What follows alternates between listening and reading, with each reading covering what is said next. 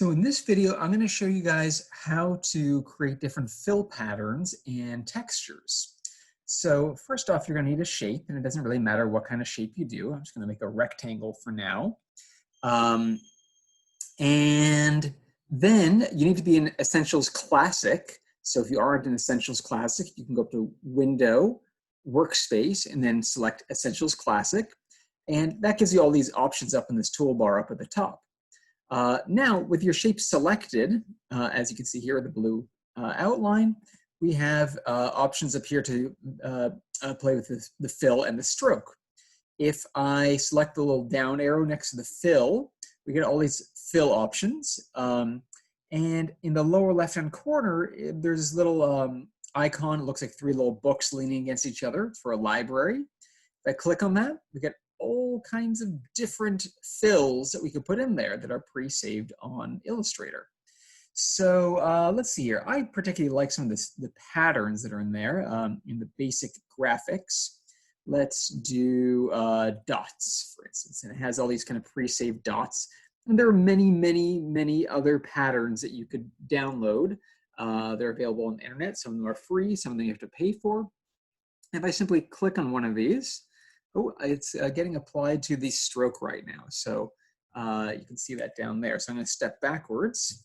And if I select the fill and bring that forward, now when I click on one of these, it'll affect the fill. There we go, little black dot patterns. And there's all these different options here. And you can take a look at another one. Let's go back to the library. Let's take a look at these gradients, gems and jewels. Let's take a look at those. I haven't looked at most of these things, so I don't really know what all of them are going to do.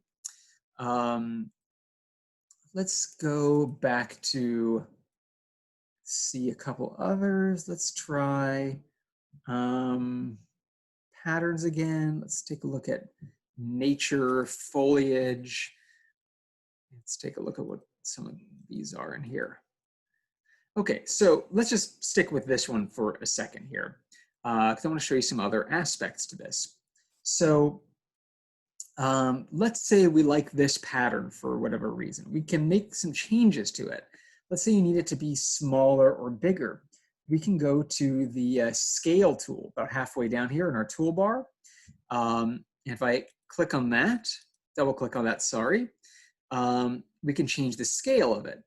And right now it's just transformed the whole object. So if I just click OK, it would transform the object to whatever percentage I wanted to change it. But if I just want to transform the pattern inside the object, I would uncheck these and just check that. And let's make that pattern half the size. Let's make it 50% of the size. And there we go. So we've got way more of that pattern in there. We can also rotate it within there. So there's the rotate tool. I'm going to double click on that. And once again, we could choose the object or the pattern. I'm going to just choose the pattern and I'm going to rotate it by 45 degrees. There we go. It's now at an angle.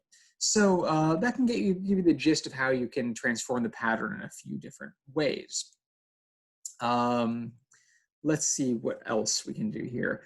We of course can actually make shapes and let's try this. I could make a grouping of shapes. Let's say I want to make some sort of checkerboard.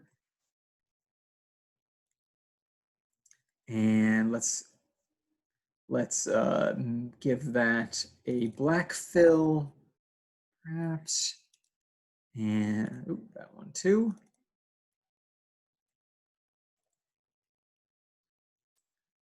And let's make this, let's give it actually no fill on the outside, just because.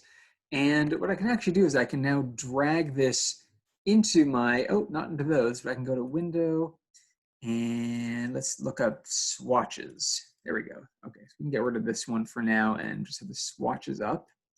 And if I just drag this into there, it is now added as a swatch. I'm going to delete these fellows now. Let's make a new shape. Let's do a star this time, because why not? And if I give the fill for this, lost my swatches. If I make the fill my little checkerboard I just made, there it is. So you can really quickly make a pattern, just copy and drag, or select and drag it right into your swatches, and then just apply it to either your stroke or your fill. There are a number of other options too. If you double click on these, you can edit how it will be organized, how things will overlap, the direction they go, and many kinds of things. I'm not going to go in that in much detail right now, and because there's just so many options that you can do. I recommend just trying them out and seeing what happens.